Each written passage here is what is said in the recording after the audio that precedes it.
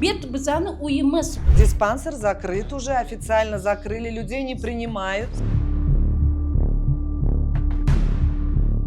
Bo'shash haqida ariza yozishyapti. Ishsiz yurishibdi. Mana borib nechta joyga qaytib kelishdi, chastliklar ham olmayapti. Shuncha bemorlar bor. Hamma tarqalib norozilik bilan ketilyapti-da hozir. Norozilik bu yomon narsa. Это разбиты многие судьбы. И мне очень жаль, что все закрывается. Endi hozir bizlar shunday uloqtirib yuborishdi. Hammamiz xodimlarimiz yuribdi. Yangi joyga o'tkazamiz deyishdi, lekin o'tkazishmadi. Lecheylarimiz ham chala qoldi. Dispanser yopilgan, bemor qabul qilmayapmiz. No, seravno og'ir kasallar mana shu joy qulay bo'lganligi uchun haligacha kelib turibdi. Yordam so'rab turibdi. Что 80% сотрудников остались без работы. Assalomu alaykum. 3 yil oldin poytaxtdagi onkologiya shifoxonalari binolarining sotuvga qo'yilishi katta shov-shuvlarga sabab bo'lgandi. Buning natijasida esa binolar sotuvdan olingandi. Lekin bugun ushbu masala yana kun tartibiga qaytdi. Shahar onkologiya dispanserida ishlovchi xodimlar va bemorlar bundan norozi. Bugungi reportajimizda bu yerda ishlovchi ishchilar va bundan tashqari davolanayotgan bemorlar bilan suhbatlashamiz. Toshkent shahar onkologiya dispanseri poytaxtimizning markaziy va xaridorgir nuqtalaridan birida joylashgan yashil hudud. Sog'liqni saqlash vaziri Asalbek Xudoyorovning buyrug'i bilan Shifo maskani respublika ixtisoslashtirilgan onkologiya va radiologiya markaziga qo'shilyapti. Yiliga 10 mingdan ortiq bemorga xizmat ko'rsatadigan dispanser 4,6 gektar maydonda joylashgan. Sir emaski, O'zbekistonda ham onkologik bemorlar davolanadigan shifoxonalarda joy tanqisligi yuzaga kelishi allaqachon kuzatila boshlangan. O'zbekistonda 100 mingdan ortiq saraton xastaligi bilan kurashayotgan bemor bor. Onkologiya xizmatlariga talab yuqori bo'lgan vaziyatda shifoxonani bitta tibbiyot muassasasiga birlashtirgandan ko'ra eskisini saqlab qolgan holda o'rinlar sonini ko'paytirish kerak emasmi degan savol tug'ilishi tabiiy sizda. Biroq afsuski, aqli jig'ildonining foydasiga ishlaydigan ayrim amaldorlar og'ir kasallik bilan kurashayotgan bemorlarning haqqini tuya qilishdan, o'z manfaatlari yo'lida ularning so'nggi umid maskanini tortib olishdan tap tortishmayapti. Ularning onkologiya shifoxonalari o'rnini egallashga urinishi birinchi marta emas. 3 yil avvalgi jamoatchilikning qattiq noroziligidan keyingina Toshkent shahar onkologik kasalliklar shifoxonasi va Toshkent viloyat onkologik kasalliklar shifoxonasi binolari va inshootlarini sotish bo'yicha auksion to'xtatilgandi. Afsuski, eng yomon kutilmalar yana amalga oshadigan ko'rinadi. Ma'lum bo'lishicha, xodimlardan bo'shash haqida arizalar yozdirib olinyapti. Ishchilarning keyingi taqdiri esa noma'lum bo'lib qolmoqda. Gurzakdan kelishdida, qaysi больница? Qarang, Жуковский dedim. Dajji Menga yaqinroq. Жуковский сказала, нет мест. Республиканский 16-chi kun, нет мест. Nigде нет мест.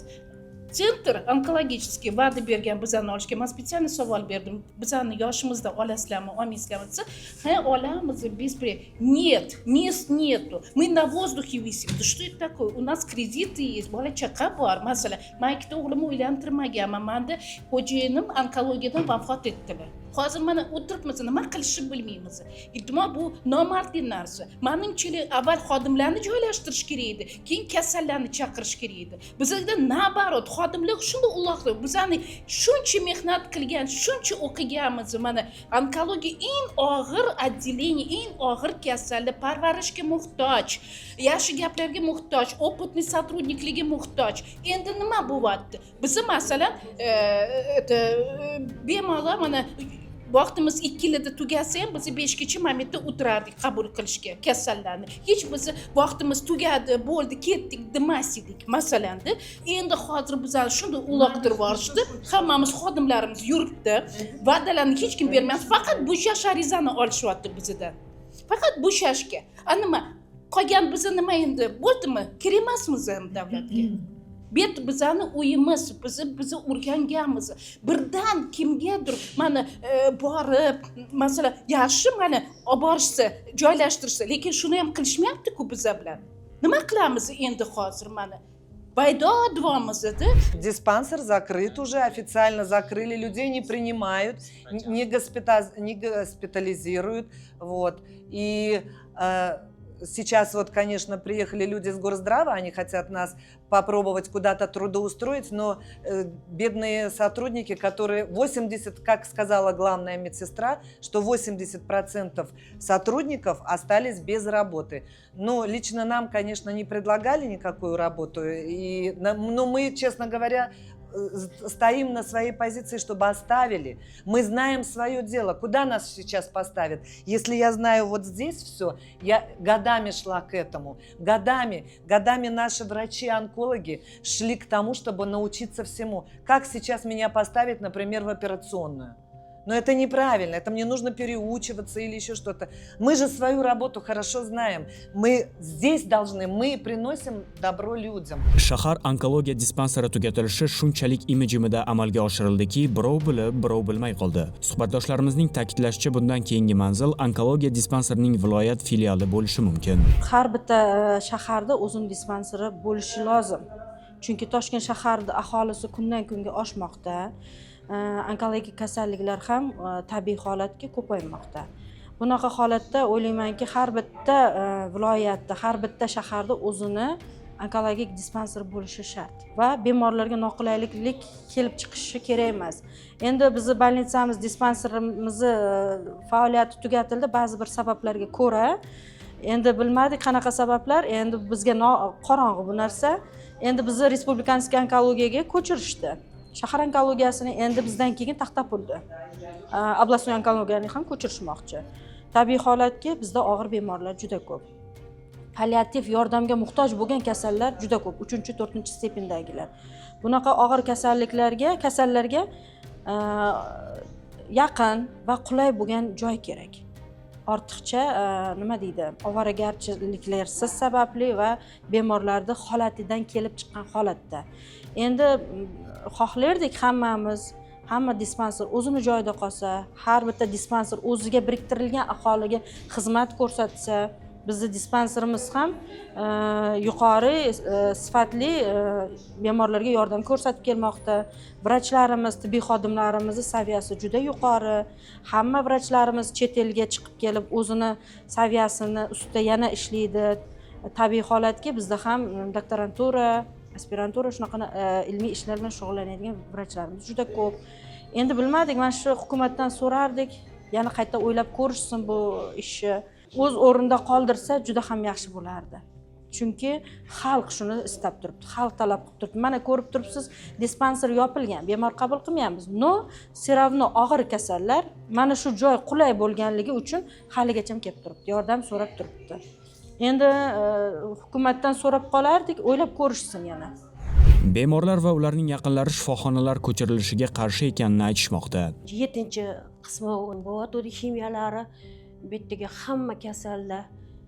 Endi hamma bezodalanib qoldi hozir. Bu yerda bo'shatish kerak, ko'chish kerak degan masalalar bo'lib ketdi. Bunga hamma qarshilik ko'rsatdi, qarshilik qilyapmiz.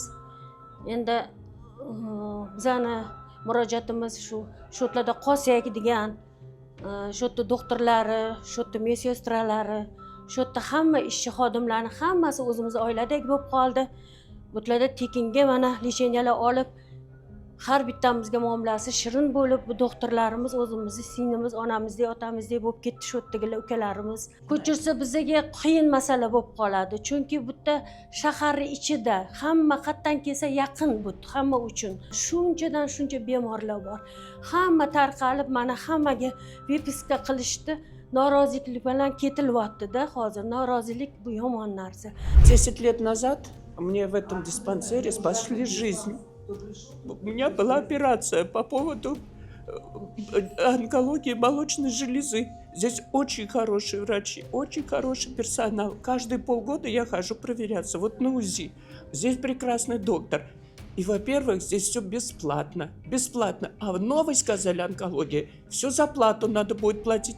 Поэтому, господин президент, мы вас очень просим, обратите внимание на онкологических больных, особенно на пенсионеров. Yangi joy uzoq, chekka joyligi uchun transport muammosi bo'ladi. Men shahar onkologiya dispanseri ko'chishiga qarshiman, deydi boshqa bir bemor. O'zi bitta 6-kurs ximiyani oldim. Endi o'zi lecheniyaga bir-ikki kelib yurganman. Endi 6-ximiya, endi operatsiya bo'lishim kerak. Endi havolari yaxshi, toza, o'zimizga o'rgangan joy edi, doktorlar ham hammasi yaxshi. Bunaqasi yo'q, hamma narsa dori-darmon hammasi o'zligisidan bordi, ko'psa. Yaxshi o'rgangan joyimiz yopilishiga biz ham qarshi edik. Oldingi safar ham bir shunaqa bo'ldi. Yopiladi. Endi bugun oxirgi kuni qolganini uyda olasizlar deyishdi lichinamiz ham chala qoldi. Shifokor va bemorlar hatto shaxsan davlat rahbaridan yordam va himoya so'rab murojaat qilgan. Yangi joyga o'tkazamiz deyishdi, lekin o'tkazishmadi. Bo'shash haqida ariza yozdirishyapti. Umuman ularning gapi bilan to'g'ri kelmayapti hammasi. Taxminan 600 tadan oshiq ishchi bor. Birinchi poliklinikadan boshlashdi bo'shatishni, reanimatsiya bo'shadi, OPP bo'shadi. Sekin отделение bo'shatishyapti. Ishchilar ham ko'chada qolib ketdi. Endi majburan bo'shatishgan, hozir ishsiz yurishibdi. Mana borib nechta joyga qaytib kelishdi, частныйlar ham olmayapti, u yoq ham olmayapti. Poliklinikalar ishchisiz, anesteziolog, reanimatsiya ishsiz qolishdi mana ko'chada. Qiyin kasallarga qiyin bo'ldi, ishchilarga qiyin bo'ldi. Mana o'zim shu yerda ishlayman operatsiyonida 14 yildan beri. Nechta odam oilasini boqadi, hamma qiynalyapti. Shu prezidentimizdan so'raymiz, qaytib yana o'zimiz ish joyimizda ishlashimizni. Я Клешнина Людмила Владимировна, работаю в отделении эндоскопии уже 20 лет. И у нас от имени санитарок большая просьба действительно оставить наш диспансер, нашу больницу на старом месте, чтобы наши больные имели возможность, тем более здесь такая хорошая доступность, что со всех уголков районов можно спокойно доехать на любом транспорте сюда. Здесь у нас очень хорошая территория, очень много зелени. Больные после химиотерапии, после серьезных тяжелых процедур, особенно летом, могут пройтись, погулять, подышать свежим воздухом. У нас очень профессиональный коллектив и врачей, и медсестер. И действительно, мы очень просим, чтобы оставили нашу больницу на старом месте, и сотрудники могли работать на своих местах, и больные лечиться, получать квалифицированную медицинскую помощь. Нам, конечно, очень жаль, что мы здесь закрылись. Это разбиты многие судьбы человеческие, в том числе и моя. Я здесь работаю без малого 20 лет. И мне очень жаль, что все закрывается. Мне 1,5 года осталось до пенсии. Я на сегодняшний момент проживаю одна. Я не знаю, как мне быть в этой жизни. Вся жизнь наша здесь прошла.